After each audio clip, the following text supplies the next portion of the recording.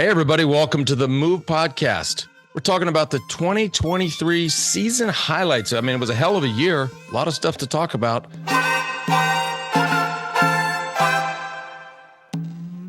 Johan over there in Madrid. George down in the cellar. A little early to be down in the cellar, George. We can all talk about that later. And my fellow Austinite, JB Hager. We're all going to come up with our picks for and let's just call it 2 to 3 highlights of the year of what stood out for us. And for those fans and people that watch the sport this year, there's a lot to talk about. I mean, there's a lot of dynamic racing. So, but before we do, today's show brought to you by Zwift. Indoor season may only just be back, but Zwift has been busy over the summer, and there's never been a better time to get started riding indoors. Zwift's smart trainer, the Zwift Hub, is now a better value than ever. For $599, not only do you get a smart trainer with a pre-installed cassette of your choice for no fuss setup, but you also get 1 year of Zwift, and you also get free shipping when you enter the code Zwift Hub at checkout. There's more to do on Zwift than ever before, including the return of We Do Wednesdays and Suffer Sundays. Head on over to Zwift.com and grab your Zwift Hub. Don't forget to use the code Zwift Hub for free shipping. By the way, JB, did you see the temperature this morning? I mean, this is some Zwift weather. There's 32 degrees in Austin, Texas. Damn. Also today brought to you by Element. Folks, you hear us talk about it all the time. I do sweat a lot. I don't sweat a lot when it's 32 degrees. But when it's anything, above that, I sweat a ton. This is our go-to hydration source. 1,000 milligrams of sodium, 200 milligrams of potassium, 60 milligrams of magnesium, no sugar, no gluten, no artificial ingredients, no BS. It is the real deal. Our listeners can get a free Element sample pack with any order when you head on over to drinklmnt.com/themove. Again, that's drinklmnt.com/themove. Get your free gift with a purchase. Last one here for a bit. HVMN, also our go-to. We start our days with most of these products, HVMN being one of those. We often hear that fasting and exercise are good for the brain. HVMN launched the world's first drinkable ketone in 2017. Ketone IQ is their latest innovation on ketones with improved effectiveness, taste, and cost. Ketone IQ delivers clean fuel that can cross the blood-brain barrier, supplying your brain and body sustained energy, focus, and sharpness. You can save 30% off your first subscription order of Ketone IQ at hvmn.com/themove. Again, that's hvmn.com/themove. No doubt those ketones provided some fuel for some of these highlights that we're going to talk about. But let's kick it off. No particular order. We didn't draw straws. By the way, I'm sure a lot of us have like a lot of you all have a lot of similar highlights in mind. So we'll try not to cross over, but we'll pick 2 or 3. Who's going first? I can start since you guys got the pick of the litter. You guys got the big ones, which is how it should be. So I picked a couple more obscure things. Smaller moments, more emotional moments is what I picked. The first one being Geraint Thomas leading out Mark Cavendish in stage 21 of the Giro. Working. His Giro had kind of fallen apart just a little bit, and then he helped an old brother out. I just thought that was just a cool moment, a reminder of the gentleman aspect of the sport, what a leader he is, what a baller he is. Just a cool moment. Yeah, I would agree with that, JB. I mean, watching that was particularly very emotional for me, just because a lot of people had counted him out.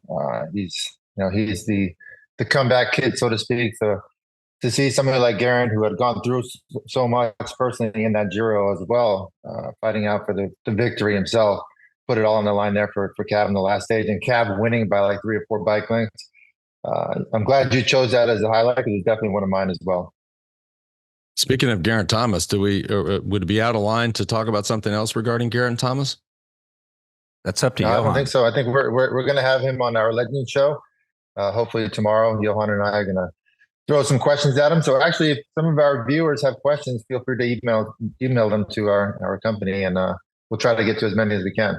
The move at wedo.team if you have a question. But and for those of you who don't know, we've launched this Legends series where we're, Johan and George have tracked down just incredible names from the sport. And so those will be rolling out through the rest of the month.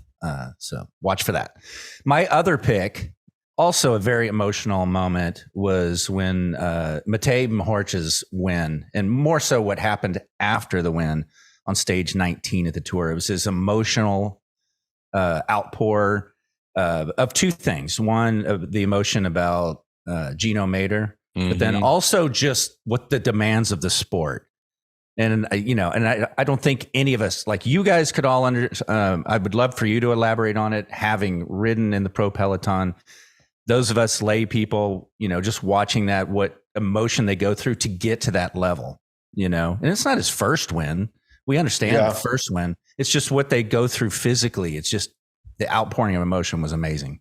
Well, I'll tell you the other thing, JB, that we can relate to, certainly George and I, because we were on the team with Casartelli and Johan, you were in the sport. So you just as a peer of ours at the time, Mohorič has won a lot of races. He's won Milan San Remo. He's won stages in the Tour, stages in the Grand Tours, but you just can't. I mean, you can prepare for the sport and you can prepare for the difficulty of it and the difficulty of a classic or a 3-week Grand Tour, but you cannot prepare for losing a teammate. And so that's, maybe we're uniquely situated to also understand what he was feeling there too. It's awful. It's awful. And a really stark reminder that for as many of us that love cycling and love racing bikes, it is a dangerous sport. I mean, let's not be mistaken, not just in the races, but out there.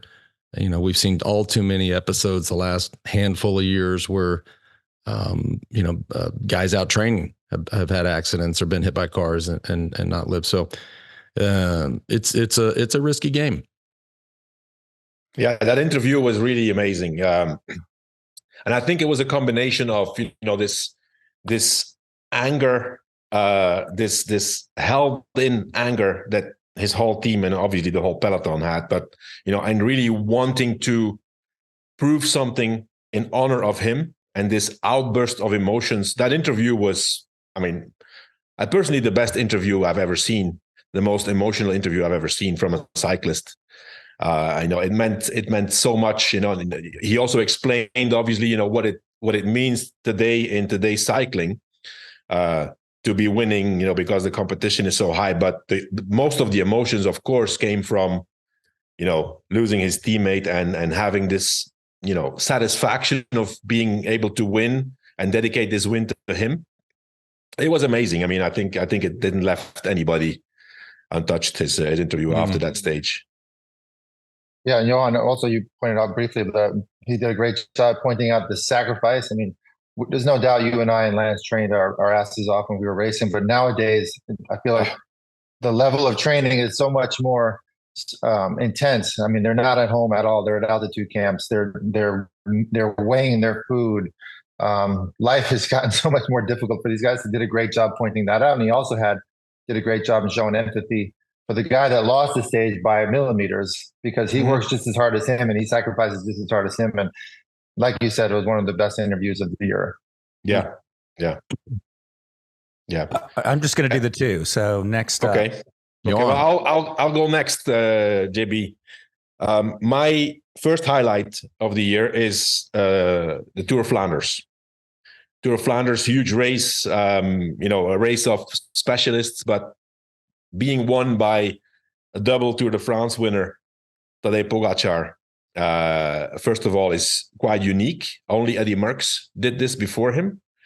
And especially the way he, single-handedly dominated that race and basically ridiculed two of the best classics riders in the world, Mathieu van der Poel and Wout van Aert, in their own backyard. I think that was really impressive. George and I, we were fortunate to be there. We had a discussion with their team manager before, but the way this race developed and the way Pogačar started there with just one objective and being really convinced that he could win was unique, I think. And I think it's, you know, it's especially nowadays in cycling where it's become so specific, where a Grand Tour rider really is a Grand Tour rider. I can't see anybody else, you know, not Vingegaard, not Sepp Kuss, not Primož Roglic win a race like Tour of Flanders and Paris-Roubaix. And Pogačar actually is able to win both of them. So that was, for me, an extraordinary performance. Well, yeah, and if I can just add something to that, Johan, I mean, I think you're right. The Tour of Flanders is in my opinion, it's the greatest classic on planet Earth. But the cool thing to me was that, or the significant thing was that he didn't just show up and, as you said, dominate and humiliate some of the best in the classics game, but he started the season with that as a goal. Right? Mm-hmm. We've talked a lot about, and we've his main goal, and we've questioned. Okay, that's great that that's a goal, but you know, compare and contrast to the Tour, what that means to your career, what that means to the team. But I just think the statement of making that a main goal or a huge goal or primary goal for the season for him says a lot. This was not a training day where he went out and he's just a good bike rider and beat all the best guys.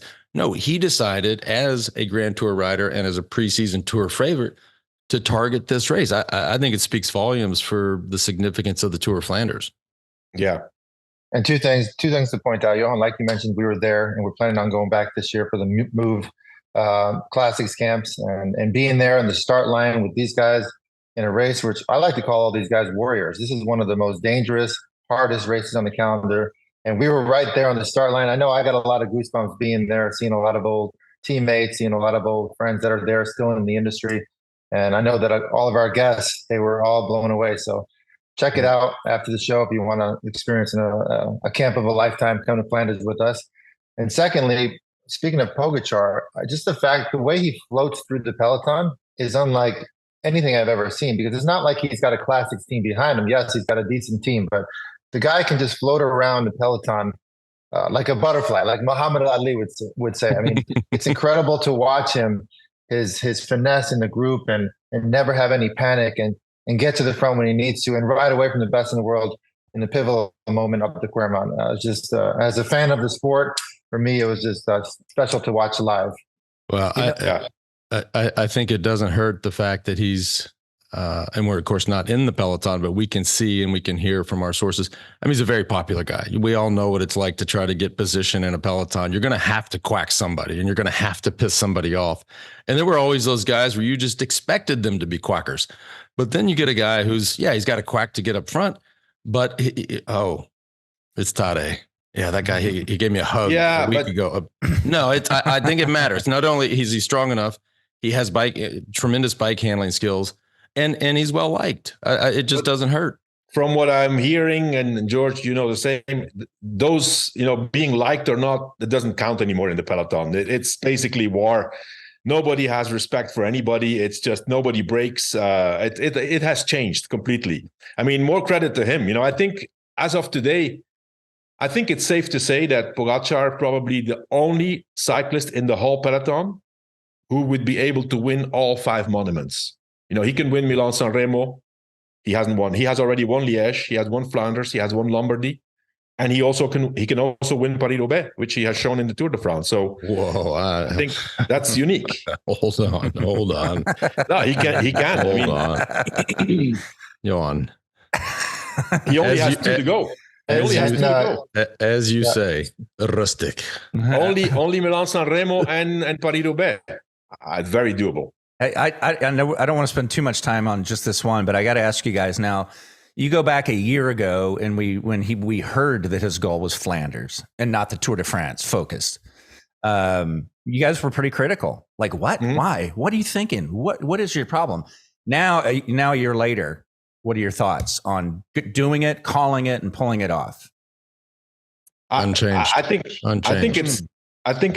it's great. Let's not forget, you know, we're judging Pogačar because, I mean, most of the people say, okay, you know, he's won the Tour twice and he only got second, right?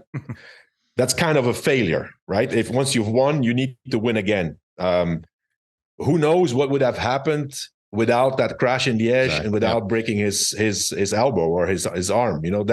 We can't know that. So we don't really know whether the focus on the Spring Classics has compromised his performance in the Tour. I personally think it did, but he was still up there second with a very, very poor preparation for the Tour de France. So from what I've been reading and hearing, he will focus differently next year and do some classics, but probably not come in as hot as he was this year. Second? My second highlight, I'm going to the end of the season, skip the Tour. The road race World Championships in Glasgow with Mathieu van der Poel winning that race, especially the way he did it. He started, as soon as they got on the circuits, he started attacking and everybody was saying, well, why does he go so early? And then, he just basically, the three of the best cyclists in the world, Pogacar, Wout van Aert, and Mats Pedersen were with him. He dropped them, and gave them no chance. And then especially in the final, crashing, keeping his cool, and still bringing it to the finish in an unbelievably strong way. For me, that was quite the performance. And I think a very, very, very nice and worthy world champion representing the professional cyclists in the rainbow jersey. And let's not forget, with that crash, broke his cleat.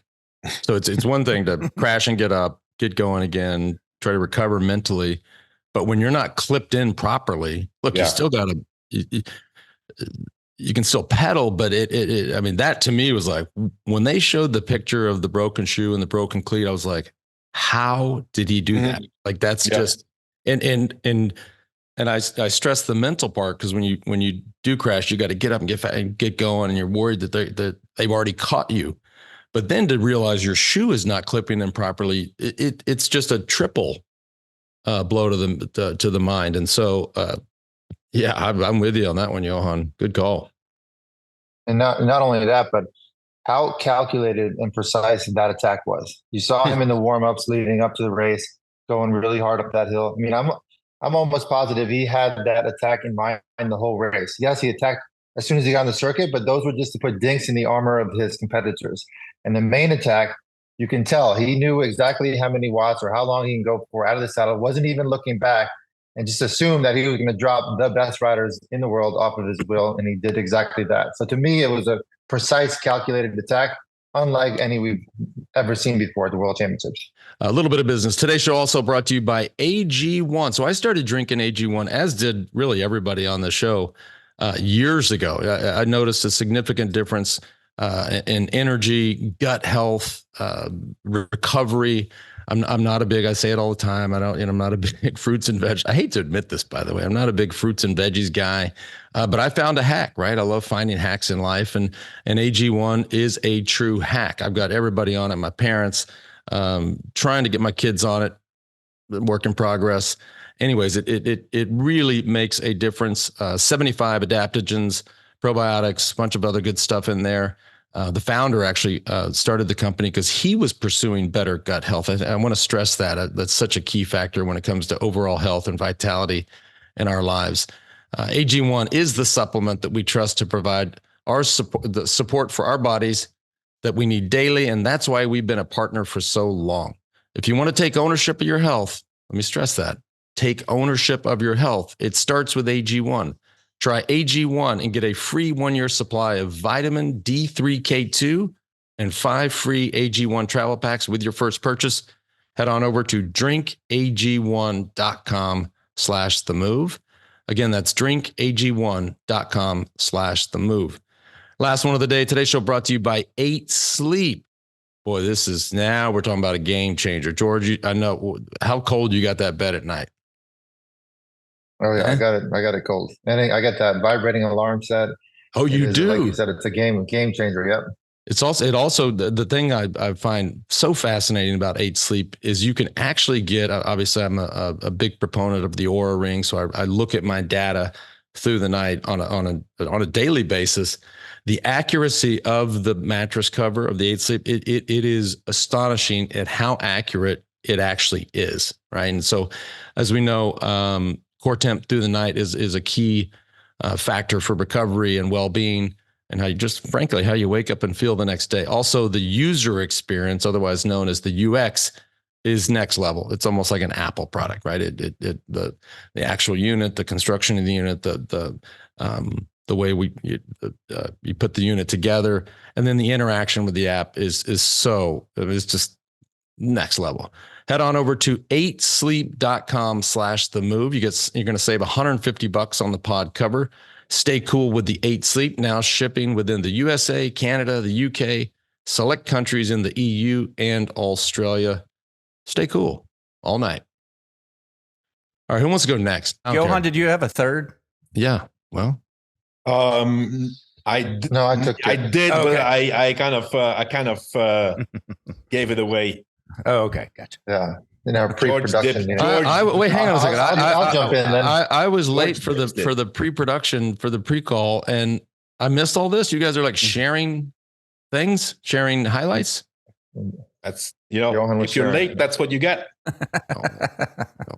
I'll jump in, Lance, if you don't mind. I'm going to go with stage 10 time trial in the Tour de France.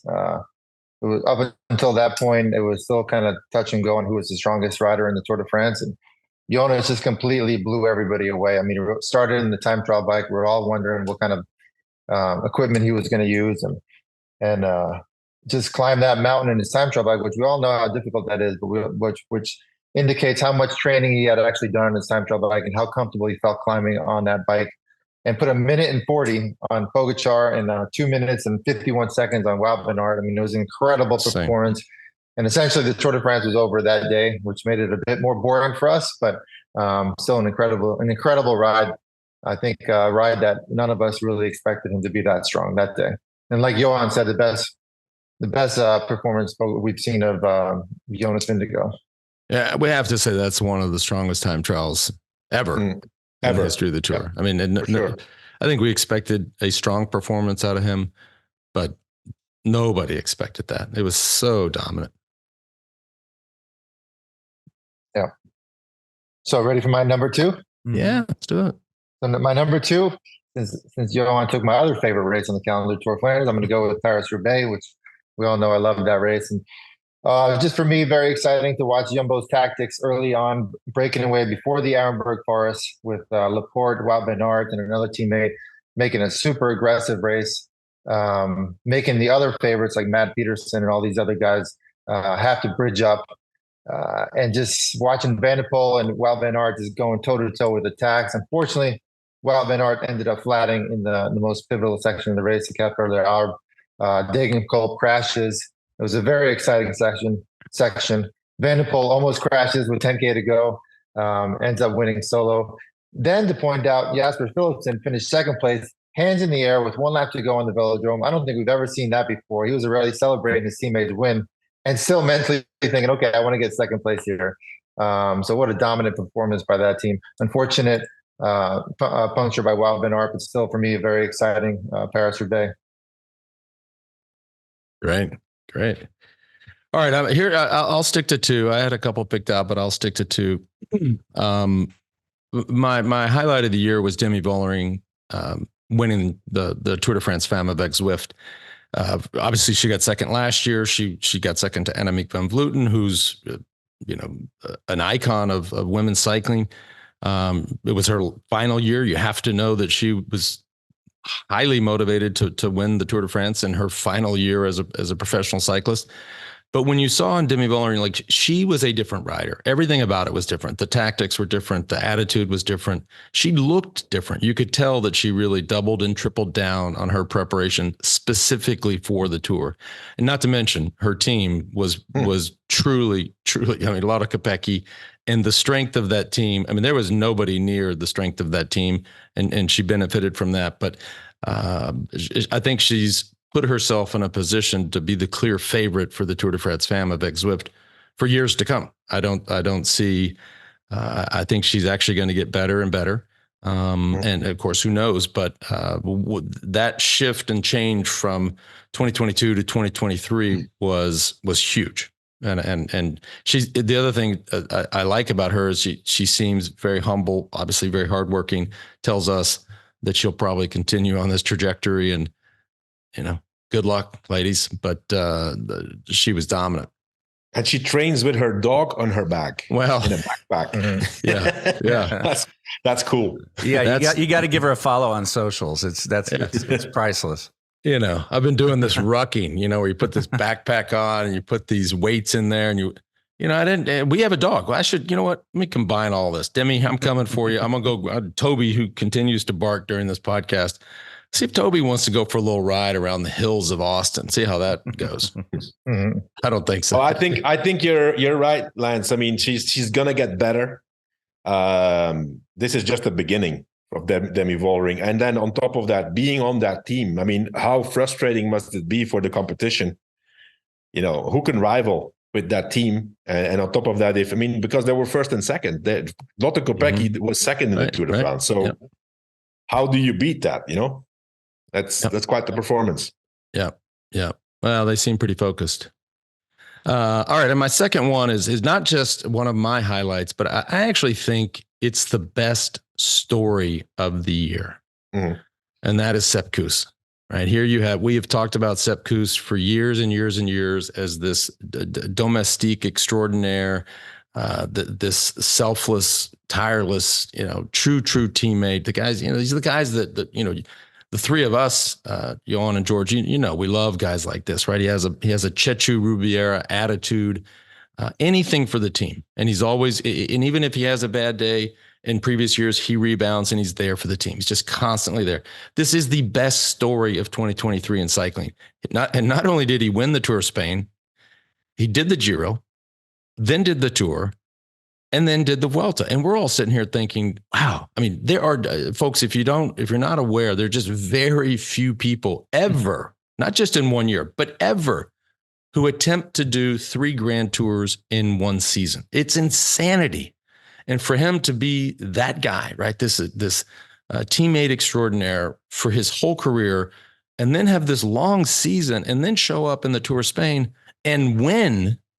It's an amazing story. And this story gets better. Lives in Andorra, has a Spanish girlfriend, speaks perfect Spanish, can relate to the Spanish people, can give interviews. Like, it was hands down, it's the best story of the year. And not just a great story, but, and I think we all agree, well deserved. I mean, this is nobody, you'd have to be some sort of psycho to root against this guy. I mean, it was just such a damn good story. Yeah, let's not forget he was crucial to Primož Roglic's victory in the Giro. Crucial, right? He was crucial for Vingegaard in the Tour, and even more. Without him crashing, he would have been top 10 in the Tour de France. And then go to the Vuelta and win that. It's amazing. It's amazing. And on top of that, Jumbo being first, second, and third. I think that's also something that. We have to go back to the 50s or the early 60s or something to see a Vuelta where that happened. It had happened before, but it was different cycling, of course. And you just said it with a team that won all 3 Grand Tours. Mm-hmm. Yeah, I'm like going, you mentioned. George, you can elaborate on this because I was thinking about when we talked about Sepp Kuss lining up for the Vuelta. Right. Not about going to win, just showing up. George was like, no way, man. No, I mean, just could not fathom doing that much work in 3 Grand Tours. So yeah, George, your thoughts on that? Yeah, no, I mean, the physical and emotional stress that it takes to be a pivotal teammate, like an important teammate like he was at the Giro and at the Tour de France. And let's not forget the bad crash that he had at the finish of the Tour de France, still finishing. And just to be able to recover, it shows not only the advancement of Team Jumbo. I mean, it's not like a guess for them. They saw the numbers that he was doing after the Tour, and they're like, well, you're recovered. You're still able to do these numbers and still have the level that you've had to do these other 2 Grand Tours. So we're going to send you there. And for him to take those opportunities on stage 6, getting the breakaway, perhaps a bit of a tactical error by the other teams to let him go, being the climber that he is, and just staying just so never letting the pressure get into him with his team even perhaps at times lining up against them. I mean, he had the whole U.S. cycling world up in arms about what are they doing to this poor kid. But for him to pull it off and win a Grand Tour was incredible to watch. And, we haven't seen the last of Sepp Kuss, and I'm excited to see him next year and hopefully less Grand Tours. I think just 3 Grand Tours in 1 year is absolute torture. But still, incredible victory by Sepp. You said it, George. I mean, look, we're not in the team bus, we're not in the team meetings, but this wasn't a gift. I mean, on the surface, you say if we're going to gift this incredible teammate a race, this is the one. But if you're just reading between the lines and trying to follow the press, there was some dissension there. So that tells you that the kid mentally, imagine you're him. You're like, I've done all this work for all you motherfuckers. All right. And how about a little cheese my way, right? It didn't seem that way. It just shows you how tough he is to say, okay, all right, I'll sit through this team meeting. Again, we weren't there, but we can imagine. I think we kept, as during our Vuelta coverage, we kept calling him the Iron Man. Well, not just physically, but mentally. For sure.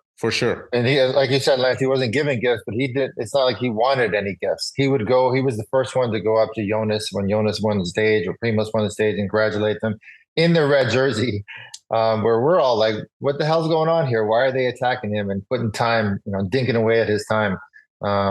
But everybody says the guy is one of the nicest guys in the world or in the peloton. And, what he did was made the history books for sure. Yeah. I'll add to it the kick in the pants it gives to American cycling as a whole. Mm-hmm. Lance, you've been very vocal about this, how things ebb and flow, but you've got to have those heroes in front of you. And who knows what 10-year-old might have been at that parade in Durango and said, I want to do that. I want to be like Sepp Kuss. Yeah. Well, you're right about that, but it also does highlight the difference between the 3 Grand Tours, right? You have an American who won the Tour of Spain, which is the 3rd biggest Grand Tour, obviously the Giro. Even if it had won the Giro, it doesn't register here in the United States, right? It wasn't a top 10 play of the day on SportsCenter. It wasn't streaming on CNN. It wasn't on the cover of USA Today or the New York Times. And so it all that to say, I think it really highlights the significance and the weight of the Tour de France, right? We speak a lot about this, and it's great that the Tour is that big. It is not great that the 2nd and 3rd biggest races are that far behind, right? All of American sports fans should have known that Sepp Kuss won the Tour of Spain. Straight up. It's a big deal. Oh. Agreed. Yeah. All right. Anything else, JB? You usually come in here at the end and give us a little housekeeping and stuff. We do have a couple of housekeeping things. So we do have the Legends series. So keep an eye out on your podcast feed or on YouTube if you like to watch it. You already kind of leaked that we have an upcoming one with Geraint Thomas, absolute legend. And then also in Johan and George, you can elaborate on that. Again, we touched on it for a second, but we do have some Spring Classics travel opportunities. You talked about how cool it was to be there with some of our guests at Flanders last year. So you can give us some details on what we have for the Spring Classics and opportunities. You want me to go, Johan? George, we're starting off with the Strada Bianca camp early March. We're going to ride the White Tuscan gravel roads that Lance and I rode last spring, and it's just some of the most scenic, beautiful biking in the entire world. Best food as well in the world, and we'll be able to ride the Sportif on Saturday, the Gran Fondo on Saturday, then watch the race. Or is it Friday? I think it's It's the Gran Fondo. It's the races on Saturday. The Gran Fondo on Sunday. Correct. And, okay, so and special guest for the 3 days who is staying with us, accompanying ex-world champion, double world champion, and Giro winner Gianni Bugno. Oh, yeah, which I'm very excited to be riding alongside him. Class rider, classy guy, very classy rider. Secondly, we're going to do the Tour of Flanders camp, like we mentioned. Similar deal. We'll stay right near the start, watch the riders at the start, line up. And, I always liking to say, and I've heard some other people say it before, for you American viewers, the Tour de France is the Super Bowl, Tour of Flanders is the college national football championships. I mean, the atmosphere there is unlike any other atmosphere. People are partying at like 7 a.m. Thousands and thousands of spectators all across. Basically, the country of Belgium is shut down for that day, and it's just the vibe in that race is unlike any other vibe in any race in the world. And we'll have we'll have great access, and we'll be able to ride a lot of the climbs that the riders are going to be riding. So don't miss out on that camp. And then we're going to move to Paris-Roubaix, which we all know is one of the hardest races in the world as well. Great atmosphere, very close to the start of Tour of Flanders as well. So it's we'll be able to stay within the vicinity for both races. And we're going to do 2 separate camps, Flanders and Roubaix. We're going to ride with Johan Museo, I believe, at Tour of Flanders. 2 times Flanders and Roubaix, yeah. Triple winner of both races. So we got a great lineup for everybody, and check us out and come participate in these camps with us. Go to wedo.team, www.wedo.team, and you'll see an icon at the top for travel. And one last thing to tease also coming is trades and transfers show. So what pivotal, I can't even say the word, pivotal moves happened in the off season, including one that was just announced last day or two, is a big one. And Johan says that's big news. So that's also a show that we have coming up for you to look forward to. Cool. All right, everybody. Thanks for tuning in, and we'll see y'all soon. Happy holidays.